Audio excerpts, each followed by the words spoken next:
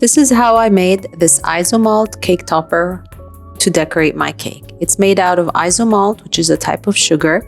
It looks like this. It's very hard. I need a board, a tall glass, and this is a silicone sheet that you can use just like the ones for baking, and some paper clips. My isomalt, I already showed you what it looks like. I heated it up in a pan and then I colored it with the gel food colors. You just heat it like a sugar and color it with whatever color you like. I chose this dark blue, and then I go ahead and put it right in the center of my silicone sheet. Just put a generous amount. I usually use 100 or 200 grams of isomalt. And I heated it in 2 different pans because I wanted to choose 2 different colors. And here in another pan, I did some teal color. And for the teal, I just put it all around the dark blue. You can just to start, I would advise you to use 1 color only, just for practice. You can always break it apart and reuse it again after it dries. So I just used this design. And then I felt like the dark blue is not enough, and I went ahead and added on top of it. As long as it's still hot, you can still add some more isomalt. And then I kind of blended both into each other like this. Then I go ahead and I get my board, and the tall glass is inverted upside down. I kind of melt the isomalt a little bit more all around, making it just a bit bigger. And then I try to place it right on the center of the glass.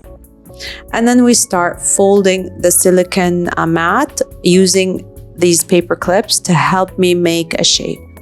Now, each time I make this, it gives me a different shape and different length. Also, it depends how melted the isomalt is. It can run down your silicone sheet. It could be taller. That's why I do advise you to use a tall glass so it can run taller and it gives you more dramatic and nicer effect. I kind of fold the silicone mat all around and keep adding the paper clips. I use the board underneath because it really helps me rotate the mat and really see the shape from all angles. Please be careful when you are dealing with isomalt. It's just like heating sugar, and it's very hot and it can burn your fingers. So be very careful when working with it. And when it's a little cooler, you can actually handle it with your hands. If your AC is running and it's cold in your kitchen, it can cool down faster. So here is the finished product. I'm just gonna leave it to dry completely, and then I come back, I check it's completely hard. What I will do is just invert the isomalt topper upside down and just pull the silicone mat inwards. That way you don't have to handle or touch the isomalt topper too much because it can break. You just pull the silicone mat inwards and it will easily come off. And here is the final result with the 2 shades of blue, the dark blue and the teal that we used. It will be a bit sticky later on. I try to leave it at room temperature. You can also put it in the fridge. Here's another one using baking paper. So just a little bit more dark blue. I put it on the baking paper and then I put it on top of the inverted cup. Now this one maybe stayed out for too long and it already started to dry. So I'm not gonna put the paper clips because it's gonna take shape very fast. And you have to stop shaping it if you feel it's getting colder under your fingers because it's drying out.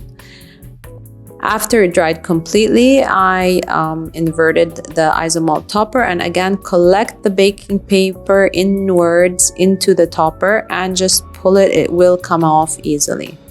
This topper is not so perfect. It was just some leftover bubbly isomalt from the pan. If you let it heat for too long, it will bubble.